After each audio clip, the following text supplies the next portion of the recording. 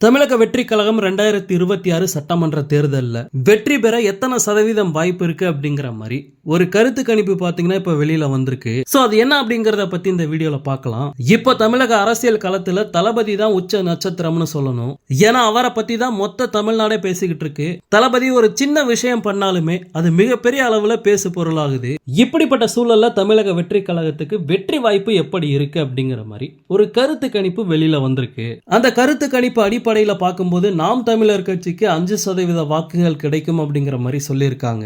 பாஜகவுக்கு 18% வாக்குகளும் தமிழக வெற்றி கழகத்துக்கு 23% வாக்குகளும் கிடைக்கிறதுக்கு வாய்ப்பு இருக்குன்னு சொல்லியிருக்காங்க. அதே மாதிரி அதிமுகவுக்கும் 23% வாக்குகள் கிடைக்கிறதுக்கு வாய்ப்பு இருக்கு அப்படின்ட்டு அந்த கருத்து கணிப்புல சொல்லப்பட்டிருக்கு. கடைசியா திமுகவுக்கு 31% வாக்குகள் கிடைச்சு ஆட்சி அமைக்க வாய்ப்பு இருக்கு அப்படிங்கிற மாதிரி சொல்லியிருக்காங்க. போன தேர்தலில் திமுக தனிப்பட்ட முறையில 37.70% வாக்குகள் வாங்கியிருந்தாங்க. சோ அப்படி பார்க்கும்போது 31% அவங்களோட வாக்கு வங்கி குறையுது அப்படின்னு தான் சொல்லணும். அதே மாதிரி அதிமுக 33.29% வாக்குகளை போன தேர்தலில் வாங்கியிருந்தாங்க.